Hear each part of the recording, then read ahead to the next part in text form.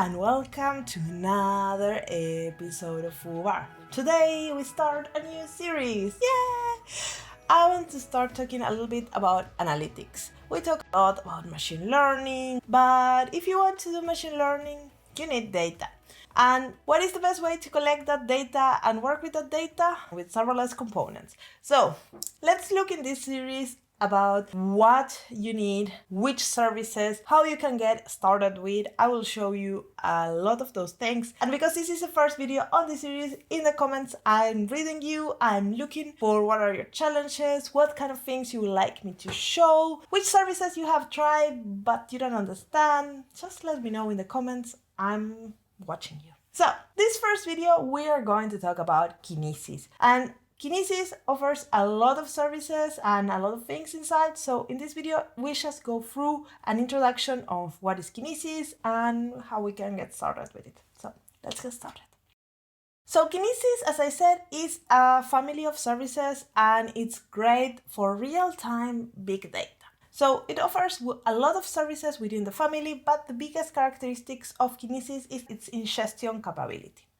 So if we look at this slide, when we are working with data in real time or when we are ingesting data, usually we have this pipeline, and this pipeline is quite a standard thing. It has these bits and pieces, and we need to address them, all the bits and pieces, in order to have a data pipeline that is working. So the first type is the source, basically where our data is coming from, our T-Sense, our game, our mobile app, our whatever we have that is emitting data. Then we need to have a mechanism to ingest that data. This data usually has the high velocity, it comes very fast, it comes a lot of it. So we need to have a mechanism that allows us to ingest that data and put it somewhere or process it in real time very fast. Then we have a mechanism for storage. We need to have some way of processing this data and doing something, and then we need to send it somewhere. That somewhere can be an application, it can be a machine learning thingy, it can be a visualization dashboard. We have different options. Because we are going to talk about Kinesis, we are going to talk about the ingestion bit. Kinesis is very good at ingesting data, at big data, in fast-paced, real-time. And when we look at these Kinesis offerings, we will look mostly about Kinesis data streams and Kinesis data Firehose. These are the two ingestion services that we are going to talk in this video, and you will see them along in this series quite a lot. So Kinesis offers a lot of services, as I mentioned, Kinesis Data Stream and Firehose, that we are going to talk more in detail in this video. Then we have Kinesis Data Analytics that allows you to do real-time analytics using SQL over the data that is streaming, and Kinesis Video Streams that allows you to analyze video that you are ingesting in real time.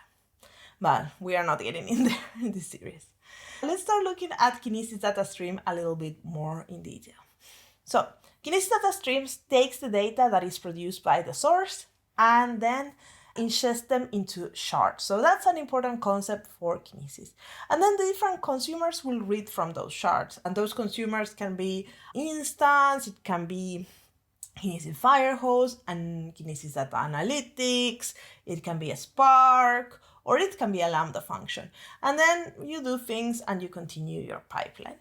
When we define a new Kinesis stream, we need to define the shards. So we need to say how many shards are we going to need, and the amount of shards depends on the amount of capacity of data that we are going to ingest. So we have a fixed number of data that we can ingest per shard, and then if we are planning to have a lot of data, we need a lot of shards. If we need a little bit of data, we have little shards. Shards are like partitions in a table. So I know what you're thinking. Yeah, that part of defining the shards means that I need to know how much capacity I need to provision. We got you there. We have Kinesis data streams on demand. Basically, you just enable on demand, and that will provision the amount of shards that you need for your capacity. And this is great because you don't need to know how much capacity you're going to need. It will scale up and down according to the traffic that you're getting. So it's great, it's flexible, and it has all the benefits of a serverless service. So if you want to use that one, I will be using this one in my demos, just for you to know, so we don't need to worry about how much data we are going to ingest. One important thing about the shards is that the data is ordered inside the shards, so that's something that you might want to know. So inside these charts, data is stored orderly, and if you don't change anything, data will be stored for 24 hours, waiting for the consumers to consume the data. If nobody consumes it, or like the data is there for more than 24 hours, it will expire and disappear.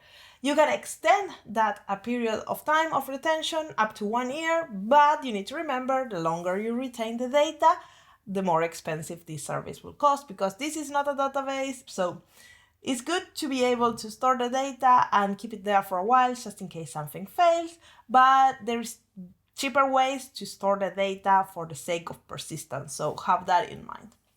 When it comes to produce events into Kinesis, there is many ways to produce those data streams.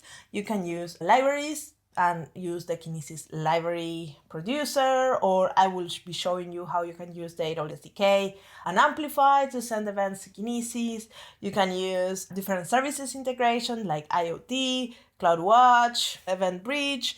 There is so many ways to send messages to Kinesis. And you can also use different third-party offerings, so there is many ways to send events to Kinesis. Then, to consume the data, because Kinesis will ingest the data and send it somewhere, you can either send it to Kinesis Data Analytics or to some instance that has the Kinesis library on, or you can send it to Lambda, or you can send it to Event Bridge Pipes. I think I already have a video on that. I will leave it in the description box. Or then you can send it from third-party applications, so you can use them wherever you need. So here are some examples, but I think in this series I will show you many of them in action. The first one is the real-time dashboards and visualization. Basically, you ingest the data with Kinesis, then you process it with analytics on the fly. You send it again to another Kinesis stream, and then to a Kinesis Firehose to then be visualized with OpenSearch. I will not show you this particular visualization. I will show you another one that is a little bit different, but we will do some real-time visualizations. Then we can react to real-time events, and this I already show you with the connection between Kinesis and pipes, so that's something we can do. This is super good. And then you can also store this data for historical analytics. So if you want to keep the data for long, you can send it to Kinesis Firehose and then store it in S3 for as long as you need. So then I mentioned Kinesis Firehose a couple of times already, and this is the other service that is really good for ingestion. Kinesis Firehose, as well as Kinesis data streams, allow us to ingest data from sources in multiple ways, and then it will put it somewhere. It will store it. So usually the difference between Kinesis data streams and Kinesis Firehose is usually Kinesis Firehose store it somewhere. So S3, Redshift, OpenSearch. So it's static, the data afterwards. Kinesis Data Firehose is near real time because there is some buffering in place going on, and the minimum buffer that you can have is the 60 seconds. So basically it's 1 minute kind of delay in the most real time case you can have. But as it's for storage and kind of cold data, it works very well. Kinesis Firehose allows you to do quite a lot of things under the hood, and it allows you to, for example, do transformations of the data that is coming in as it gets it with Lambda. It allows you to send it directly, as I said, to S3. You can do the visualizations directly with OpenSearch, for example. So it has a lot of benefits that are very powerful and makes life easier with data.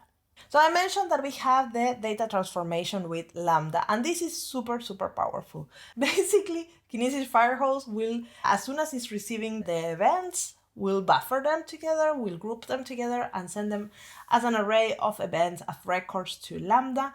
And then Lambda will receive these record events and then can process them somehow. For example, I will show you a demo later on how we can analyze sentiment on each of these events with Lambda and comprehend. And then what Lambda will do will return an array of events, of records with these processed values. So then you can store them or move them forward in your application.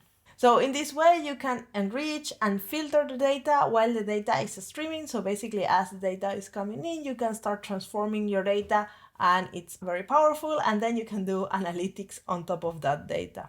So for example, in this example, we have some data that is coming in, then we can check some geo IP service that will tell us where this customer is based on their IP address, and then we can send that information to Kinesis analytics service to provide more data. And now you might be wondering when to use one or the other, and that's a great question. They're very similar in a lot of things, but a little bit different in a lot of things. So the main difference, I think, is the real-time aspect. So with Kinesis Data Stream is real-time, is sub-second latency. So basically the event comes in, it goes out. The event comes in, it goes out. With Firehose, there is at least 60 seconds buffer because it buffers the events in and then it moves them in a bunch. So that will add a little bit of delay. So the second thing is that Firehose, in my opinion, requires less administration than Kinesis Data Stream, even though Kinesis Data Stream has the on-demand aspect. With Firehose, you basically set it up and you can connect the Lambda function and you can do some transformation and setup, and it's just super simple. With DataStream, it's very simple and I will show it to you later, but still you need a little bit more configuration. Then another thing is that usually Kinesis Data Streams is great for real-time pipelines. You have a pipeline and you want to start sending data in. Kinesis Data Firehose is more for storing the data, so you want to ingest it and store it somewhere and then process it. So those are the main difference. And with that, the video ended here. I just wanted to introduce Kinesis Firehose, Kinesis Data Streams, and in the following videos we are going to learn how to build one, how to get started, and all of those things. So if you want to know how to connect Kinesis with Event Bridge pipes, I'll leave you here the video. And if you want to learn more about Event Bridge pipes, there is a whole thing here about Event Bridge in general, because that's a great combination that you are using Kinesis and Event Bridge. And I will show you later how you can combine them. So thank you for watching. I see you in another episode of FooBar. Ciao, ciao!